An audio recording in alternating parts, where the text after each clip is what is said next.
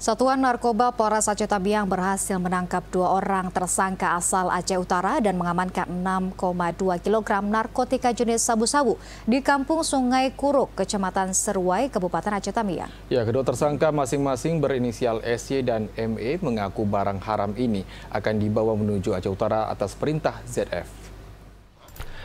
Satuan Narkoba Polres Aceh Tamiang berhasil menangkap 2 orang tersangka asal Aceh Utara dan mengamankan 6,2 kg narkotika jenis sabu-sabu. Kapolres Aceh Tamiang AKBP Mulyadi menjelaskan bahwa penangkapan ini dilakukan berdasarkan laporan masyarakat yang menduga telah terjadi peredaran narkotika jenis sabu-sabu di Kecamatan Seruai, Kabupaten Aceh Tamiang. Berdasarkan informasi tersebut, Satuan Narkoba Polres Aceh Tamiang langsung meluncur ke TKP di Dusun Mabar, Kampung Sungai Kuruk. Tiba di lokasi, personil mencurigai 2 orang menggunakan sepeda motor melaju dengan kecepatan tinggi.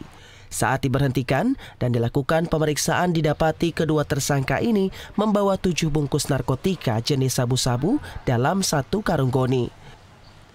Berdasarkan keterangan, keduanya disuruh ZF yang merupakan warga Kecamatan Puntut, Kabupaten Aceh Utara.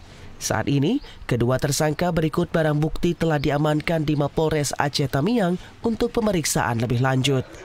Untuk kedua tersangka ini melanggar pasal 114 ayat 2, subpasal 112 ayat 2, Undang-Undang Nomor 35 Tahun 2009 tentang narkotika.